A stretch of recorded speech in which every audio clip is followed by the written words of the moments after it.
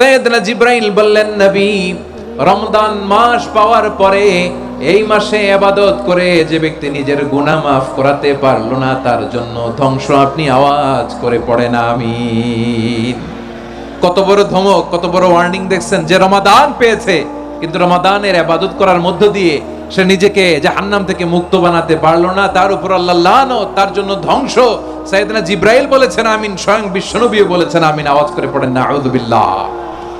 তাহলে রমজান আসবে আর আমরা নিজেদেরকে জাহান্নামীদের লিস্ট থেকে নাম কাটিয়ে জান্নাতীদের লিস্টে উঠাতে পারবো না, এর চেয়ে বড় হতভাগা কি আর কেউ থাকতে পারে? তাহলে রমাদানের এই রহমত, বরকত, মাগফিরাত, ফজিলত আমাদের কামাই করার দরকার আছে না নাই? আমার প্রিয় ভাইরা, আপনি পৃথিবীতে যত ইবাদত করেন সব ইবাদতের সওয়াব নির্ধারিত, এটা পাবেন বা ওইটা পাবেন, এই সওয়াব জান্নাতে, এই বাড়ি ওই বাড়ি। শুধু সিয়ামের সওয়াবটা অনির্ধারিত। কুল্লু আমালি ইবনে আদম ইউদাফ আল হাসানাতু আশরু আমসালিহা ইলা 700 দি'ফিন ইল্লা সাওম। সব নেক আমলের সওয়াব বাড়তে বাড়তে 700 গুণ, কিন্তু রোজা ছাড়া। রোজার সওয়াব কি হবে?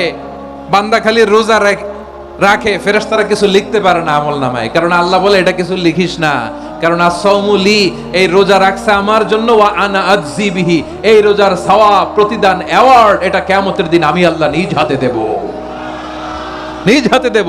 আরেক বর্ণনায় এসেছে ওয়া আনা উজজাবি, আমি আল্লাহ নিজেই হয়ে যাব রোজার প্রতিদান। সুবহানাল্লাহ পড়েন। আবার আল্লাহর হাবিব বলেন ইন্না ফিল জান্নাতি সামানিয়াতু আবওয়াব, জান্নাতের দরজা মোট 8টা। ফিহা বাবুন ইউসাম্মা আর-রায়্যান, 8টা দরজার মধ্যে স্পেশাল একটা দরজা আছে, ওই দরজাটার নাম হলো আর-রায়্যান। রায়্যান দরজা, লা ইয়াদখুলুহু ইল্লা সাইমুন, রোজাদাররা ছাড়া কেউ ওই রায়্যান দরজা দিয়ে জান্নাতে ঢুকতে পারবে না।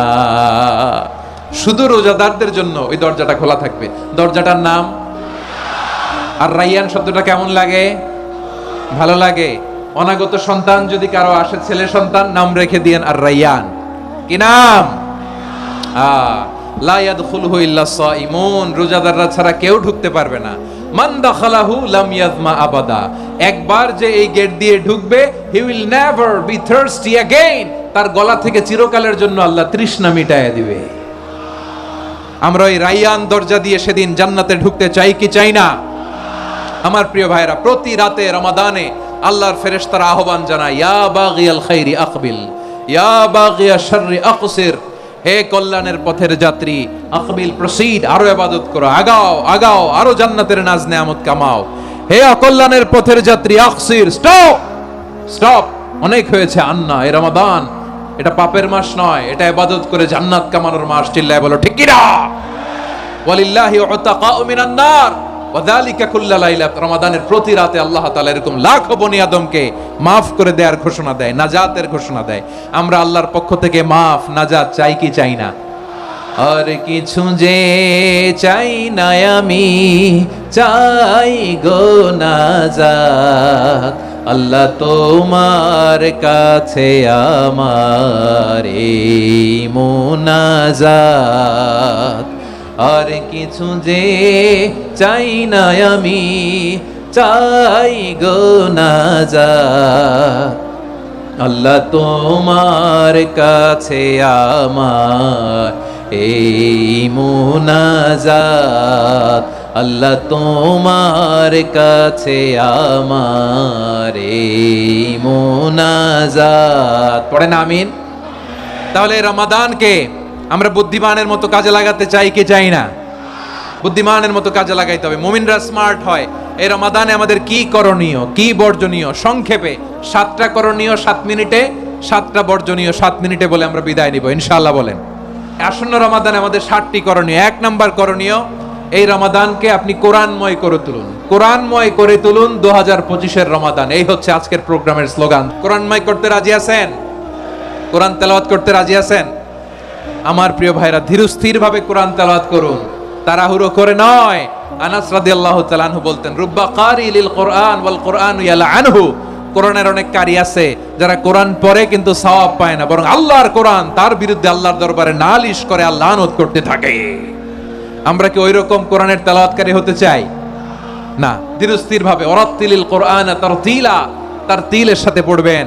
বিষ্ণু ইসা ইসলাম কানা ইয়ামুদ্দু সাওতাহু মাদ্দান, টেনে টেনে পড়তেন আলহামদুলিল্লাহি রাব্বিল আলামিন আর রহমানির রহিম মালিকি ইয়াউমিদ্দিন ইয়্যাকা না'বুদু ওয়া ইয়্যাকা নাস্তাঈন اهدنا الصراط المستقيم صراط الذين أنعمت عليهم غير المغضوب عليهم ولا الضالين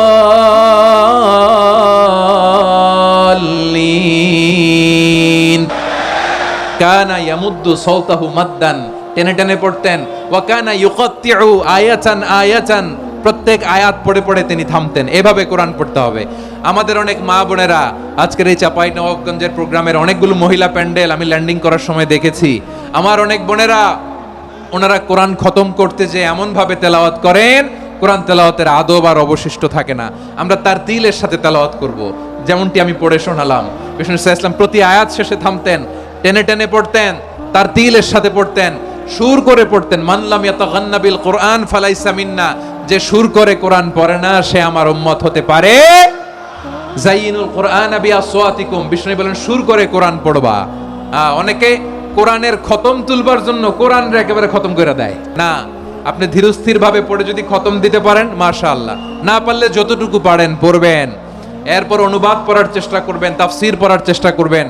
আপনাদের জন্য এক অনন্য উপহার রয়েছে আমার পক্ষ থেকে, এক নজরে কোরআন 114 সূরার সারমর্ম সার নির্যাস আমরা নিয়ে এসেছি এখানে।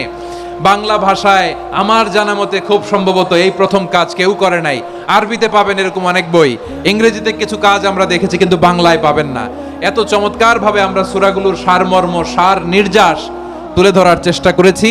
5 পৃষ্ঠায় আপনি জেনে যাবেন এই সূরার সেন্ট্রাল থিম কি, এই সূরায় কি কি নিয়ে আলোচনা করা হয়েছে, এই সূরা থেকে মূল লেসন কি, মূল শিক্ষা কি, সহজে আপনারা বুঝে যাবেন। সুযোগ হলে এটা সংগ্রহ করবেন। আপনারা যে কোনো ধরনের ভালো অনুবাদ আপনারা পড়বেন, তাফসীর পড়বেন। আমরা কোরআনময় করতে চাই। খতম কোরআনে রমাদানের এক খতম দেওয়ার একটা সহজ পদ্ধতি হচ্ছে রমাদানের প্রতি নামাজের পরে 4 পৃষ্ঠা, প্রতি নামাজের পরে কয় পৃষ্ঠা? 4 পৃষ্ঠা। তাহলে 5 ওয়াক্তে 4 পাঁচা 20 পৃষ্ঠা। হেফজে কোরআন গুলো 20 পৃষ্ঠা এক পারা, এভাবে 30 দিনে আপনার এক খতম হয়ে যাবে। আমরা যেন তার তিলের সাথে বিশুদ্ধভাবে কোরআন তেলাওয়াত করতে পারি, আল্লাহ তৌফিক দান করুক। পড়েন আমিন। 2 নাম্বার করণীয়, ধীরস্থির ভাবে তারাবির সালাতগুলো যেন আমরা আদায় করি। তাড়াহুড়ো করবেন না আল্লাহর ওয়াস্তে, তাড়াহুড়ো করবেন না, তাহলে কোরআন আমাদের জন্য বদদোয়া করবে। তাড়াহুড়ো করবেন তারাবির নামাজে। তারাবির নামাজ সালাতুত তারাবিহ মানে বিশ্রামের নামাজ, আর আমরা পড়ি সালাতুল কিতার, রেলগাড়ির মতো নামাজ।